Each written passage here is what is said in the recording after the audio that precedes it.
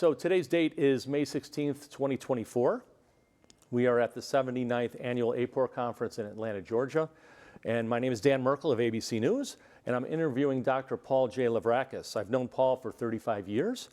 We first met at my first APOR conference in May 1989. Paul gave me my first job in survey research a few months after that, when he hired me to work for him at the Northwestern University Survey Laboratory. And Paul is the person who introduced my wife Sandra and I to each other shortly after that. We both started working there around that time, and we both have very fond memories of working with Paul at the survey lab at Northwestern. Paul is a research psychologist by training, and he has an international reputation for his work as a survey research methodologist. He currently holds appointments as a senior fellow at NORC at the University of Chicago and as a senior methodological advisor at the Social Research Center of Australian National University. Previously, Paul was a tenured professor at Northwestern University in journalism and communication studies, and similarly held that role at Ohio State University. He was also the founding director of the Northwestern University Survey Laboratory and the OSU Center for Survey Research. After that, he took a position as vice president and chief methodologist for Nielsen Media Research. Paul is a longtime APOR member who has served executive council as president, conference chair, and senior counselor at large. And Paul has won a number of awards within the association. In 2003, Paul was the co-winner of APOR's Innovators Award for helping to establish APOR standard definitions. In 2021, Paul, with his co-author, won the APOR Book Award for their book, Applied Qualitative Research Design. And in 2019, he was the recipient of the APOR Award for Exceptionally Distinguished Achievement, which is APOR's Lifetime Achievement Award for outstanding contributions to the field of survey research. Welcome, Paul. Thank you very much, Dan. It's really a privilege and a pleasure to be here. Well, thank you. Yeah, I was excited when they asked me to do it. I couldn't think of anyone else I'd like to interview. I've interviewed one other person, a similar stature, Peter Miller, who was also instrumental in my joining the field. And so this is an honor to interview you as well. Yeah. So we'll start at kind of the beginning. Can you tell me about where you grew up, where you went to school, some of your initial interests? Sure. I was born in Cambridge, Massachusetts, of a Greek-American family. I didn't speak English until I was 4 years old. We only spoke Greek in the household. And that Greek is still in my head, even though it needs a lot of refreshing. But my dad was in the Navy at the time, and he was based in the naval shipyards in Boston. But towards the end of the Korean War, he resigned from full-time active duty. And he had been transferred to Detroit, and he took a job with the Ford Motor Company. So when I was five and a half, we moved to Detroit. And then I went to the public schools in various suburbs around the Detroit area, most of the time in the Birmingham, Michigan schools. And then in 1964, I went to Michigan State University, where 4 years later I met my wife. We've been a couple for 57 years. She was from Kalamazoo, Michigan. And I majored in psychology, but I also had a concentration in history and political science. And this was back in the Vietnam period. And people like me were likely to get drafted. And I didn't want to serve our country in the military at the time. That was my feelings. I've come to have great respect for military people now. My dad was a retired naval officer.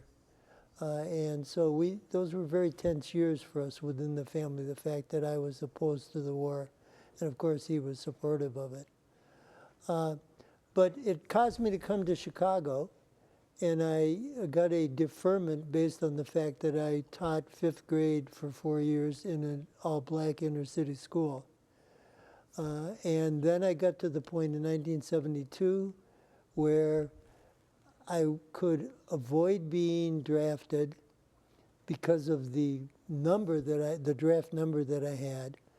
And so I turned in my deferment, took my chance. I didn't get drafted, and it allowed me to go back to graduate school. Have I given enough background? I think that's good background, because now the next question kind of flows from there. How did you, because you went to graduate school for, what was your, I started out as an experimental social psychologist, and then that gravitated to being an applied social psychologist. In fact, I went to Loyola University here in Chicago, or not, we're not here in Chicago, but in Chicago. yeah, And we just had a 50th reunion of the applied social psychology program at Loyola that I went downtown Chicago to celebrate with people. and so from that educational background, how did you become involved in public opinion and survey research? So my last couple of years in graduate school, I worked on a big project that had to do with criminal justice, and in particular something that came to be called community crime prevention. How communities can organize themselves and work with their local police to make their neighborhoods safer. And in 1978, the first job I had I didn't have the grant, but I worked on a grant that the National Institute of Justice had funded in Portland, Oregon. And we were evaluating this community crime prevention program, and we had to conduct a survey. And so one of our research assistants and I went out to Portland for the weekend, and we had our hotel rooms. We had a telephone in each room, and we interviewed 130 people in the neighborhood. We conducted the interviews. Now, I had never been taught in graduate school or in psychology about anything about surveys. And so prior to going out there, I had to read books about survey research, and at the time there were not a lot of books explaining how to do surveys. So that was how I started getting involved in survey research. Then I had graduated, got my PhD, and I went to Northwestern University as a research associate in their Center for Urban Affairs. And we started doing surveys, hiring organizations locally to do surveys for us, again, getting funding from the National Institute of Justice. And in 1982, I was asked by one of the full professors at Northwestern, she was the director of the Center for Urban Affairs at the time, to actually establish a small survey unit at Northwestern University. And so that got me started. So given that in graduate school you didn't formally study survey research, what role did specific mentors play in terms of your interest in the field, your progressing in the field, and then also becoming active in APOR? I'm probably unusual, Dan, because my two major mentors that come to mind in directly answering that question, both of them are younger than I am. Okay. And one of them is Peter Miller, and the other one is Bob Groves, two of the top research methodologists that have ever lived. Right, and can you just talk a little bit about maybe what specifics in terms of your interactions with them or your interactions with their work that helped you establish yourself? Yeah, when Peter came to Northwestern, obviously we were faculty colleagues. And he brought with him so much experience from University of Michigan Survey Center that just as colleagues, I learned a lot from him about what we were doing at our survey center, what I could aspire to do, such as they had been conducting at Michigan something called the Detroit Area Project. And so Peter got to a point at Northwestern, we had access to funding that he was able to fund at our survey center. In fact, I think you and your wife Sandra may have worked on it, what we called the Chicago Area Study. Yep, I remember. Bob Groves, his books were very important to me in terms of it. And I actually dedicated my book, which was on my first book on telephone survey methods, I dedicated it to Bob, who I had never met, but just the influence that he had had on me. Yeah, I remember that book because I had the original copy and then the revised copy. Yep. So you've made significant contributions in both the academic side of our field and then also the commercial side of our field. What do you think has allowed you to be successful in both these areas? Because they can be quite different. Obviously, there are similarities, but they can be quite different in terms of the work that's involved, the pace of the work. But you've done well on both the commercial side and the academic side. And what do you attribute that to? It's a question that what immediately comes to mind to me is that my father served in the military, but also in the private sector. So he in a sense, was versatile. Mm-hmm. So that was a role model for me. I had worked part-time jobs in the private sector. Mm-hmm. And so I wasn't a pure academic. I didn't grow up in a household where only being an academic was an aspiration. Mm-hmm. So that was part of it. I learned myself to be flexible in a lot of different ways. I actually, in a sense, if you think, you're causing me to think about this Mm-hmm. now, I established 2 survey centers at 2 different universities. I think to date I'm still the only person that has done that. And I never had a negative balance. At Northwestern University, our president, Arnold Weber, expected you as a faculty member to do consulting and to do entrepreneurial things. Mm-hmm. And so I treated the 2 survey centers as not-for-profit businesses. But in a sense, although they were not-for-profit, I was able to make a profit, quote unquote, to reinvest in the survey centers. So I just had a natural knack for budgeting things so that we were competitive, but also we earned money that we were able to reinvest in the survey centers. So I don't know, it came second nature to me, Dan, to work in both sectors. And I've benefited from working in both sectors. Mm-hmm. You've also done a lot of research, published research, conference papers, other reports that maybe weren't released publicly for other projects. A lot of those. Yeah. Can you describe just a couple of these studies or projects that you worked on that you consider to be particularly important? So I'll go back a long way, and that's actually an important study called Reactions to Crime, understanding how the U.S. public reacts to crime. Mm-hmm. And we actually had the Survey Center at the University of Illinois conduct that national study of, I think, 7,000 people, because we didn't have the Northwestern University Survey Lab. But once we established the survey lab, we had a number of crime-related surveys conducted.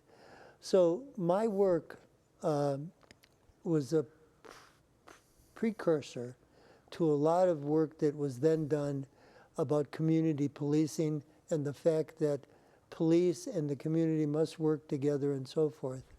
So that's one area. Mm-hmm. I developed an interest in election polling, and being a professor at Northwestern tenured at the Medill School of Journalism, the role that the news media played in covering elections became very much of interest to me. And from that, in the 90s, I co-edited 3 books about the news media, election polling, and democracy. And in addition to that, towards the end of the 90s, I edited a series of books called The Voter's Guide to Election Polls with my colleague Mike Troggett and Lavrakas. We just have the 2024 6th edition that has come out. Mm-hmm. So that's certainly been something major. However, the biggest project I've ever worked on, and I'll never do anything that demanding, was in 2007 and 2008, creating the Encyclopedia for Survey Research Methods. So if I were to pick one best accomplishment or most important accomplishment, mm-hmm. we had 700 entries. I wrote actually about 10% of them. Mm-hmm. My recollection, 250 collaborators around the world. And I think I actually resigned from the Nielsen Company for health purposes primarily. I had been working at Nielsen at the time. But I actually resigned in 2008 for health purposes, but secondly, so that I could devote at the time, unpaid hours to finish that encyclopedia. And I estimated at the time that I actually spent a full-time person year Oh, wow. working on that, meaning close to 2,000 hours to do that. Yeah, and I have both those volumes still on my, in a prominent place on my It's bookshelf. still generating royalties. Oh, that's good. Yeah. Yeah. And one of our research sort of administrative aides at Nielsen, Nielsen let me do this. I used her to help coordinate and manage all the things I had to do. And I ended up, she's not alive anymore, but I ended up sharing the royalties with her part of the royalties, as long as she was alive. Yep. So some of your contemporaries in APOR in the field are starting to retire. A few years back, you mentioned to me in a conversation that you saw yourself doing research, survey research or empirical research, just continuing on and not retiring. Is that still your plan? And just in general, like what keeps you so engaged to be able to, keep doing this kind of work when other people are like thinking, oh, maybe I'll go fishing or camping or something? So I'm going to give you two kinds of answers. One of them I think will surprise you. When I resigned from Nielsen in 2007, I thought to myself I would give consulting a try. And let's see, 2007, I was 61 years old at the time. And I thought that let's see how this goes until I'm 70, when Social Security could kick. If you wait till 70, it's very advantageous for you to wait until 70 to start your Social Security. But the intellectual engagement of doing consulting was just so motivating that when I hit 70, there was no thought that I was going to stop this intellectual engagement. At the same time, the compensation was surprisingly good, and that was attractive. And it has allowed my wife and myself to do a lot of things that had I retired earlier. I retired from my respective universities and from Nielsen. I can use the word retirement from a financial standpoint. But the consulting work I still do now at almost 78 years old is a very nice way to supplement our income and allows us to do a lot of things that we wouldn't be able to do otherwise. As importantly, Dan, this might be the surprise to you, although I may have told you this, I had a very difficult and challenging teenage history, my years. I grew up in an era where people didn't do extreme things like young people may do nowadays. But I was a miserable student my junior and senior year of high school, and I almost flunked out of high school. And when I got to go to think about going to college, Michigan State was actually the only good university that would accept me, and that was because of my test scores. And that's certainly not my grade point average. And I can still remember this. When I went to the orientation for freshmen at Michigan State, they had us complete some aptitude tests. And I didn't score as high in the percentiles as I was used to scoring. And that caught my attention, that I had wasted at least 2 years of my life not learning much of anything. And I think that the residual effect of that experience, that insight on myself, encouraged me to try to perform and use my abilities, and it still inspires me and gets me to do that, because I believe I have contributions to make, and I believe I still have the cognitive ability to make them, and I'm motivated to do that. And I also can't avoid saying this, that I get emotional when I say things about my wife.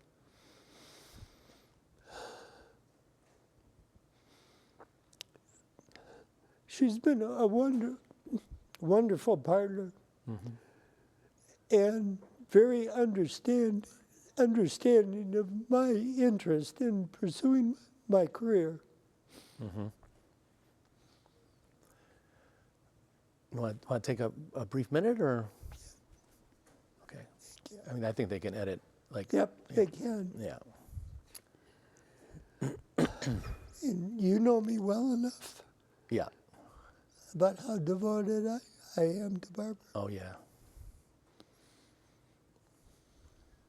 Just let me know when you're ready. Yeah, thank you. Sorry. Oh, that's perfectly fine. Okay. Okay, so turning to the field of survey research, and the time you've been in it, which has been what, like over 3 decades, 4 decades? 4 decades, or near 5 decades. Yeah. What you know, 'cause so a lot has happened. I mean, there's been a lot of Yes. change. There were some times where maybe 10 years would go by and things didn't change that much. But in recent years, especially, there's been a lot of change. What would you say have been the major challenges the field has faced during your career, and how have these challenges been addressed?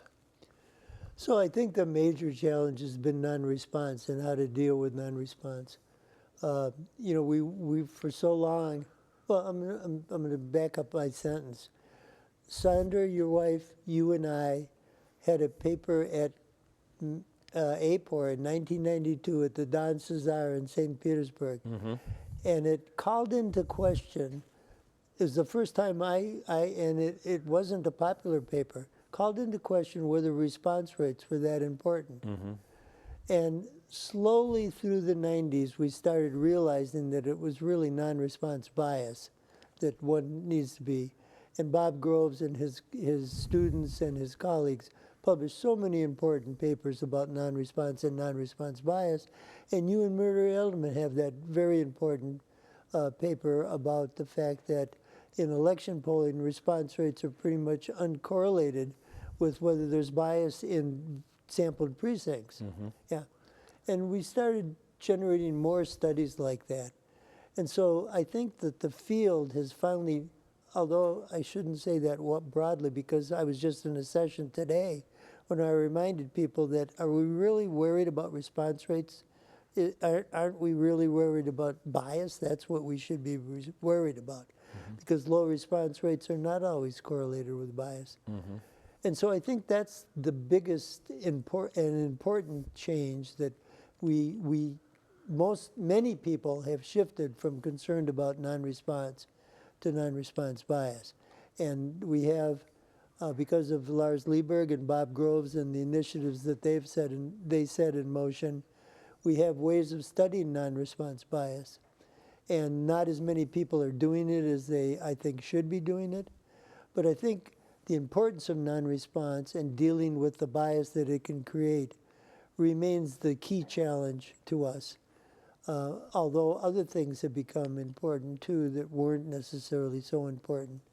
We didn't anticipate the internet, and that is, I think, predominantly, it has changed things in a good way. At least it's generated the potential to use better survey methods to get better quality data. And so, as you mentioned, your first book was on telephone interviewing, your first book on survey research. Yeah, sampling, selection, and supervision, which got at the telephone. And back then, because this would be maybe the next major thing, is the mixed modes. Mixed modes for sampling nowadays, mixed modes for recruitment, mixed modes for data collection. And Go ahead. No, even before that, you were very involved in having to now add cell phones, because it was all landline, and then there was a lot of work done at APOR that you were a leader on in terms of incorporating cell phones. That was the big challenge in the field for a bit, and then of course it got solved. And now that's not quite a challenge anymore, but now like you said, you've got the mixed modes, and not only have you worked on the telephone and the mixed mode stuff, but you've also now been working on the probability online panels. And so can you talk a little bit about that tradition from the transition from telephone interviewing now to the online stuff you're working on? Sure, I'd like to go back if I may, and because I lost track there. In the 80s, telephone surveying was a predominant mode of data collection and sampling and such. So a telephone survey was a telephone survey. You had a telephone sample, you recruited via the telephone, you gathered data. telephone. And that lasted pretty much throughout the 90s. But we realized towards the very end of the 90s that the landline was not going to be the only thing that people were using. And the transition to cell phone and cell phone only happened much more rapidly. But fortunately, there was a non-response conference in Washington, D.C. in 2002 that I was on the advisory board for. And that night at dinner, I was sitting with people like Clyde Tucker and a couple of other people. And Linda Pekarsky from Survey Sampling at the time. And we decided we needed to have what we later called a cell phone sampling summit. Mm-hmm. And I was at Nielsen, and Nielsen saw it to their advantage to fund that summit. And in February of 2003, we brought in approximately 30 top sampling statisticians and methodologists who dealt with telephone surveying. And we set in motion, thanks to some funding from the chief demographer at the time, Chet Bowie. We had an opportunity to gather data about people's use of telephone surveying. I think it might have somehow got onto the CPS at the time. And that really established for us the fact that this was something we needed to move on quickly. Develop methodologies to be able to sample cell phones. And then we had a 2005 sampling summit that I organized. And then in 2007, we had a special edition of Public Opinion Quarterly about cell phone sampling. In 2008, we had one of the first APOR task force reports that I organized and chaired about cell phone sampling. In 2010, it was changing so quickly. Mm-hmm. 2010, we had a second cell phone sampling task force report. And by then, we pretty much had established the dual frame approach to telephone sampling. And yet, only 7 years later, the third and final telephone task force that I organized and chaired for APOR was about what's the future of telephone surveying. And the basic answer was it doesn't have a long future, mm-hmm. and that's proved true. Mm-hmm. The rejuvenation of it for a bit, there's this, most people don't necessarily know this or think of it, COVID, because it eliminated the ability to do in-person interviewing, created a resurgence, not just here in the United States, but worldwide, in telephone sampling. So it got a little boost. Mm-hmm. But that's sort of what happened. I saw the writing on the wall that I didn't want to devote my career, as I had been for over 20 years, to cell phone surveying. And I started migrating to what now has become push to web, mm-hmm. So that you're doing ABS. I think I organized the first, 2005 was the first ABS panel here at APOR, and I organized it. I remember Michael Link was on that panel, Kalma Murgatar was on it, and that's proven, I think, to be the best practice methodology. At least I believe it is right now. Mm-hmm. Although we see the use of existing probability and not probability panels taking over also, especially in the non-academic and non-government sector. Mm-hmm. And what do you think the biggest challenge to the field is now and in the short-term future, at least? When to use non-probability samples, when they're fit for purpose, how to use them best, how to integrate and calibrate probability samples. I don't think probability samples are going to go away, even though many people think they're dead already. I don't think they're dead already. But I think that the integration of the two approaches, I recommend to my clients, if they're establishing one or the other, that if you haven't established a non-probability sample, but you have a probability sample, you need to establish a non-probability sample. Mm-hmm. There's many reasons for that. Mm-hmm. And so with the rise of new technology and also big data, artificial intelligence, what do you see as the future for survey research itself? It's already started, but we augmenting our data sets with big data. In particular, using those big data in so many different ways. If you take we haven't talked about the total survey error framework, and over the last, it's 2024, over the last 25 years, it's finally reached the prominence of the importance of that framework. And if you think about the use of big data as augmented data to survey data sets, every step from a total survey error standpoint, whether it's coverage, sampling, weighting, non-response bias, even on the measurement side of the total survey error framework, big data can augment anything you do there by having access to it. So that's, and we have a special issue of, I can't remember which journal it is, coming out about the leveraging big data so as to enhance survey outcomes.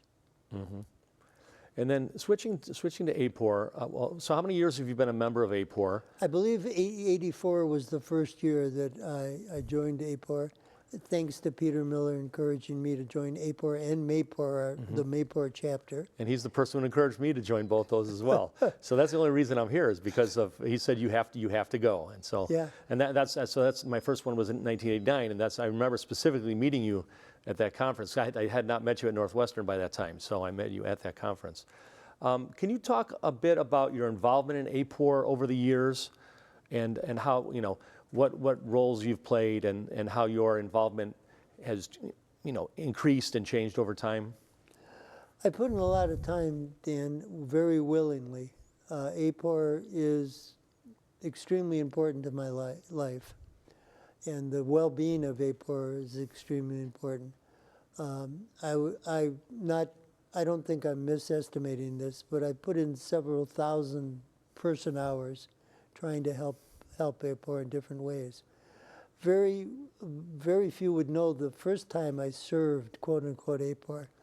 I grew up being a poker player, and when I started going to APOR conferences, I realized we had what now is called the Applied Probability Seminar, which back then used to be a poker game at the conference hotel after the awards banquet. And I took it upon myself then for about a decade to bring the cards and the poker chips for that evening. But then here I come back to Bob Groves and the great influence he's had on my career in so many different ways. And I've thanked him numerous times. In 1996, I think he was president, and he asked me to form a conference operations committee. And for 96 and 97, I was the chair of that committee. Don Von Thurn, at the time she was Don Von Thurn, she was my associate director of that conference operations committee, and then she took over for a couple of years, I believe it was, as the chair. When I went from being in 97 the conference operation committee chair to the program assistant program chair. That was, I believe, my first elected APOR position on council.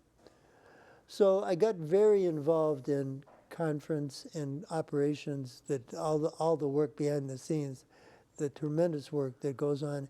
And back then, nowadays people wouldn't remember this or wouldn't know it, but we had one paid employee, Marlene at University of Michigan. I apologize, I forget Marlene's last name. Thank you. Yes, and so the conferences were run entirely by volunteers, APOR volunteers. And so we went out and found the hotels, we negotiated the contracts, we made sure that everything was there to facilitate the program that was the centerpiece, and hopefully as invisible as possible, and then that conference operation committee, Shep Wolf took over for a number of years, and then the conference grew so big that we no longer could manage it with just volunteers, and so that's when we started hiring companies that served professional organizations. So that was my start in serving. I went from conference operation committee chair to program eventually program chair. And then I wasn't on council until I think it was 2008 when I was elected as one of the senior councilors. And I was there until 2010. And then 2011, I started serving as vice president, then past president. And 2014 was the last year I've served on council. However, I'm proud to say that I'm not saying I'm the only person, but I have nominated, I believe, 8 of the last 10 presidents. Really? Yes. Oh, wow. Including you. Well, thank you for that. I appreciate it. Thank you for all the service Yeah. you've done for APOR. Yeah, I'm sure like you, I've appreciated every opportunity to serve on council, and that, to me, that's where I got to know APOR people the best. Sure, you meet them every year and you remember the people, but serving on council in the trenches is when you really form a lot of lifelong friendships. And so, you had mentioned Peter, and you had mentioned Bob Groves as mentors who kind of got you involved in the field and through their work or their encouragement. Who are some of the key people you've worked with and who you've met at APOR, who you've worked with and consider valuable? I don't want to put you on the spot because you can't name everybody, but just some of the people. I can't name everyone. I apologize. I'm too old and I won't remember everyone. But Rob Santos first comes to mind. Rob was my vice president. He was an exceptional vice president. And we sort of changed what the history of ASPO had been, where Rob was given many more responsibilities as vice president than had been the case previously. Scott Keeter was the president in front of me. I served with Scott and on council for a couple of years, and I've interacted with Scott over the years since in a number of ways. Michael Link, he and I were not on council together, but I had an opportunity to get to know Michael quite well through our connection, meeting him at APOR. Other names that come immediately to mind. Probably every president since 2000 I've gotten to know because of eventually my service to APOR. So just so many people, good people that I've learned from, that have done things to give me opportunities to do things I want to do, and so forth. So it's been a wonderful entity, APOR as an entity, to serve and to be involved in. So I know how much you love APOR. Just I've seen it over the years. When you won the APOR award, when you found out, how did that make you feel? It's the greatest honor in my life, professionally. Being married to my wife is the greatest honor in my life, but professionally, winning that award was just so important and meaningful to me. To this day, it remains meaningful to me.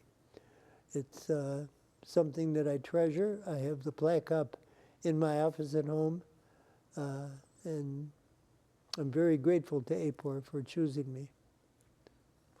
So thinking back to APOR from when you first started till now, what do you see as some of the similarities to how APOR was till now and some of the differences? I was just talking about this at the Qualpor luncheon today. Qualpor being one of the first APOR affinity groups that Margaret Roller and I started establishing in 2018. I was commenting about giving the younger people, because almost everybody's younger than me. At the lunch today, I was talking about the fact that when I started to come to APOR in the late 80s, qualitative research had a presence here.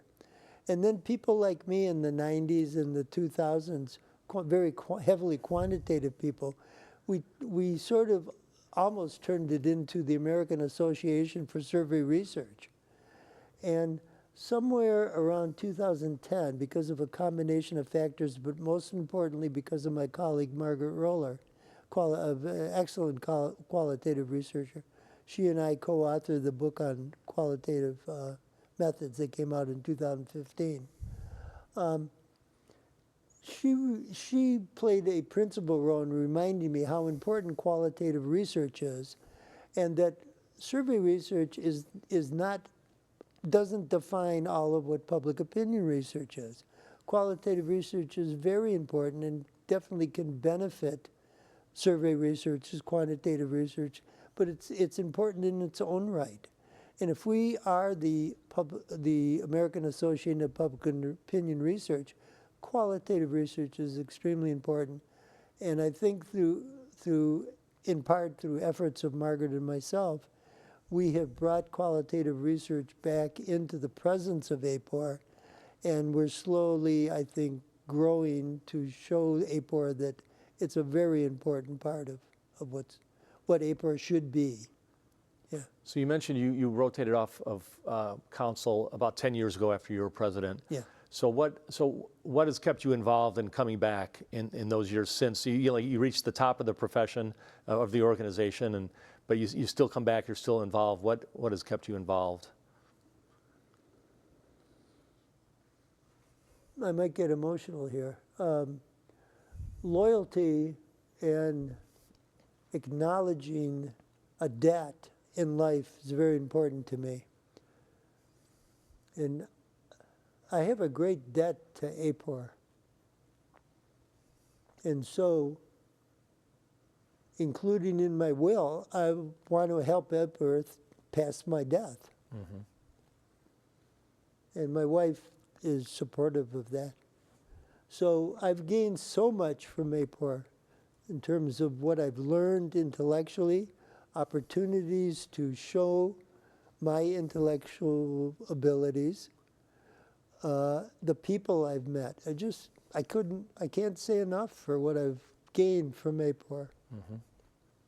So you've seen a lot of growth in APOR over the years. You mentioned Marlene Bednar's running the association as a single person, and then APOR hiring a couple of different associations to manage us. And within the last few years, we've now gone to we're back to having our own staff, which I think is great. I started talking about this when I was the 3 years I was president, mm-hmm. that it would serve us better if we had our own staff, and I'm so glad that we have come back to that. Yeah, I am as well. And but it's not one person. It's an executive director staff, and right. A real staff. Yes. Which is what we, as we've grown, is what we need. What do you think about? What are the areas of growth you see for APOR as an organization? Where do you see APOR going next? We've gotten bigger, but what do you see as just where do you think APOR is going? Dan, I'm hoping that they haven't done it yet, but I'm hoping that many of my contemporaries have written APOR into their wills. I really am hoping that. And I would think that if they were to do that, we could raise APOR's financial status appreciably. I don't remember what our current budget is, but maybe $2 million, something like that. And what our reserve is. I know you've led a lot of the financial here. Do you know what the current reserve is? Not at this point, but at one point it was very healthy. And then we went into COVID, and that took a little hit. Yeah. I'm hoping it's bounced back, but I haven't really kept track since I got off council.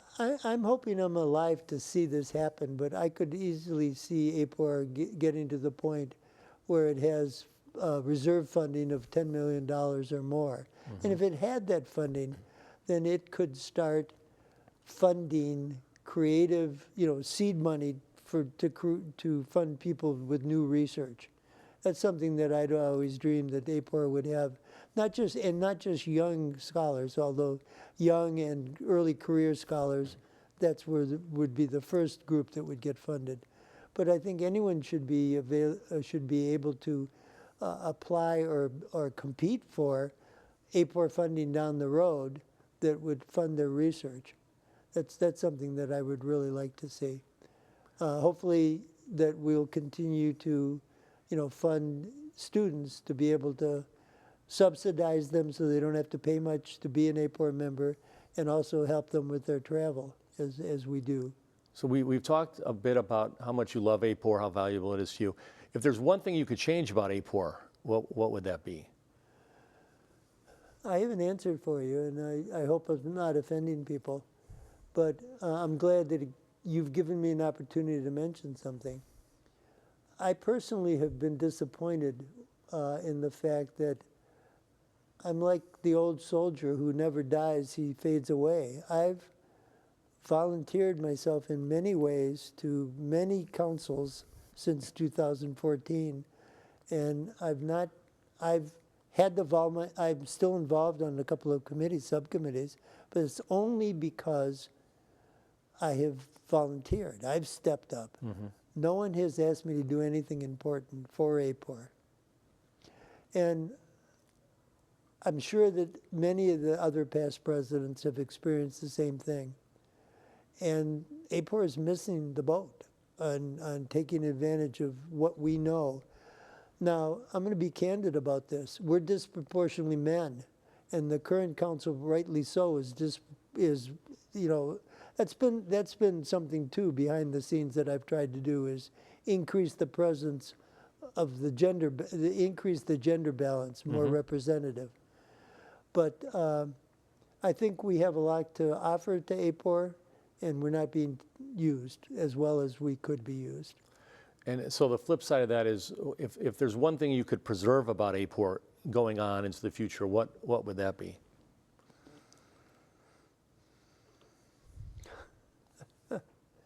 That's hard to, nothing immediately comes to mind. You know me well enough that I usually have something right immediately to say about things.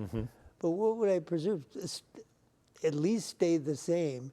And by that I mean be the top professional organization in the world about public opinion research, but also remain the top, I think, professional organization in the world about survey research.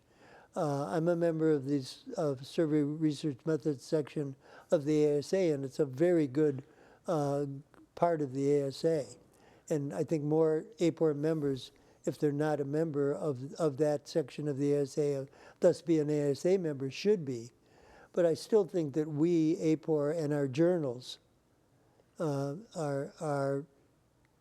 should be preserved and nurtured and so forth. So we've talked a lot about your contributions to the profession and to APOR. So just on a personal level, you talked about the love of Barbara. What do you enjoy doing outside of APOR for fun? And I know you love doing survey research for fun, but besides that? I just want to follow up what you just said. Barbara knows that if we ever win the lottery, that's gonna allow me to stop. I mean, I will stop seeking out funded research because I'll fund my own research. Okay. I got so many topics that I would love to gather public opinion data about and publish about and so forth. And I hope that I have enough healthy years, cognitively healthy years ahead of me to continue to publish and so forth. Sorry, Dan, you have to remind me, you asked me something Well, just what else. do you like to do outside of survey research? Oh, yeah. Well, this has been a great joy in my life. It turned out that I was a better cook than my wife. So since our second year of marriage, and we've been a couple for 57 years, since the second year of marriage, the first year we would alternate. One night she'd cook, I would. But Barbara acknowledges I was a better cook than her. So I've been the cook in our family. So something that has nothing to do with my professional life is that I wake up in the morning and I think, what am I going to cook tonight? And many people have said to me they like my cooking. Good. We certainly do. Yeah. So I like to cook. I like to grow orchids. I love the beauty of orchids and the challenge of getting them to flower. I have about 20 orchid plants at home. I'm not the only one in APOR that loves orchids. Oh yeah. Okay. I didn't know that. Mike Troggett grows orchids. It's good Interesting. for- yeah. I've been an avid bicyclist for 37 years, from basically April through October. And I've ridden over 30,000 miles in those years. And unfortunately, a year ago, I developed a balance problem that, I hope it's only temporary, has suspended the safety of me biking. But that has been such a big part of my well-being, is to be a vigorous cyclist. I like to hike. I like to spend time in the Southwest, seeing the stark beauty, the desolation of the land there.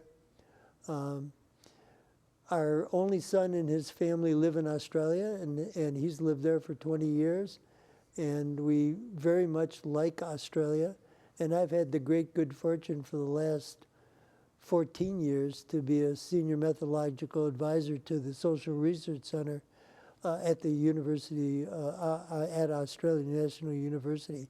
So when I go to Australia, I generally get an opportunity to interact in person with my colleagues there. And so that's something that, but that's back on survey research. I like to read. And unlike most people like me, my contemporaries, my colleagues, my PhD people, I almost never read nonfiction. That's an escape for me.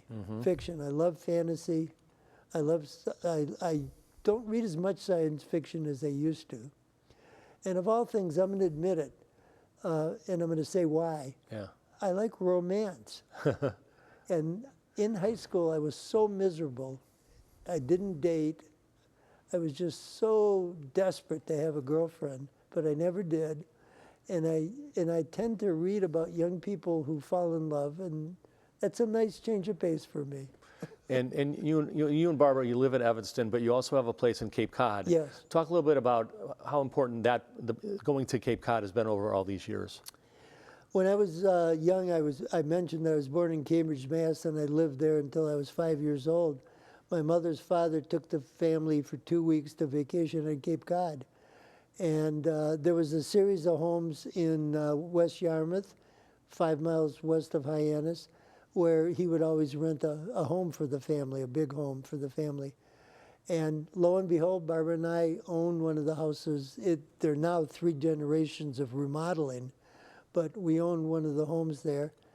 Being there is a very meaningful, we're actually going to go in 2 days back to the Cape Cod house. Being there is very meaningful for many reasons, including it's so meaningful to the generations that came before me to vacation at Cape Cod.